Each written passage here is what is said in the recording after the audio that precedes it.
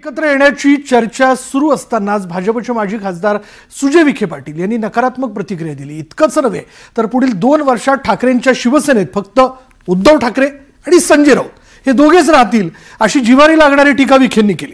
आता त्यावरनं आदित्य ठाकरेंनी देखील जोरदार पलटवार केला। हे एमएनएस म्हणजे मनसे बरोबर राज ठाकरे यांच्या नातं जोडायला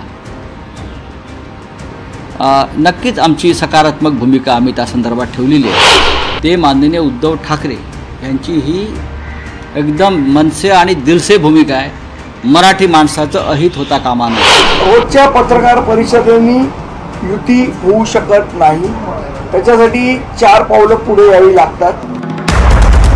युतीसाठी 4 पावलं पुढे येण्याची दिलसे प्रयत्न करण्याची भाषा दोन्ही पक्षांच्या नेत्यांकडून सुरू आहे। महाराष्ट्रात अजूनही ब्रँड ठाकरेवर मतदारांचा विश्वास आहे हे दाखवून देण्यासाठी ठाकरे बंधू सिद्ध झाले। त्यामुळे उद्धव ठाकरे आणि राज ठाकरे एकत्र येणार आहेत अशी वक्तव्य संजय राऊत सातत्यानं करतात। आणि गुजरातच्या व्यापाऱ्यांच्या छाताडावर बसला जे दिल्लीत आहेत ते, तर ही बाळासाहेब ठाकरेंना सगळ्यात मोठी मानवंदना ठरली। माननीय बाळासाहेब ठाकरेंनी त्यांचं संपूर्ण आयुष्य हे मराठी माणसाच्या स्वाभिमानाने त्यांना जगता यावं या महाराष्ट्रात म्हणून वेचलं। शिवसेना त्यासाठी स्थापन झाली। त्याच्यामुळे आम्हाला एखादं पाऊल पुढे टाकण्यात किंवा एखादं पाऊल मागे घेण्यात या विचारासाठी आम्हाला कमीपणा वाटत नाही। दोन्ही भाऊ एकत्र येण्यासाठी एखादं पाऊल पुढे टाकण्याची किंवा मागे घेण्याची तयारी संजय राऊतांनी केली आहे। मात्र सुजय विखे पाटील यांनी वेगळीच शंका उपस्थित केली। युती होणारच नाही आणि कोण कुणाचं नेतृत्व करणार असा मुद्दा विखे पाटलांनी उपस्थित केला। संजय राऊत साहेबांनी संकेत दिले म्हणजे होणारच नाही।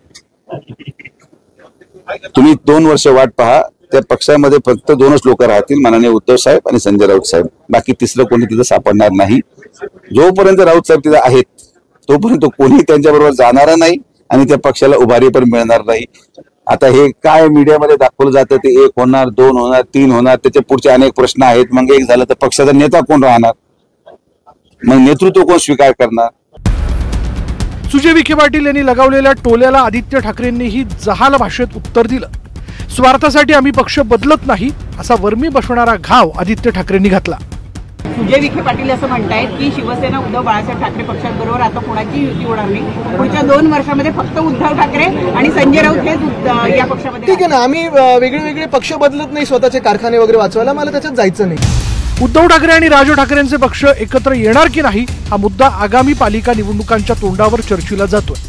सत्ताधारी आणि विरोधी पक्षातील नेत्यांकडून त्याबाबत वेगवेगळी वक्तव्य केली जात आहेत। परिणामी चर्चा सुरू आहेत। आता या चर्चा थांबवण्यासाठी ठाकरे बंधू काय पावलं उचलतात हे लवकरच स्पष्ट होईल।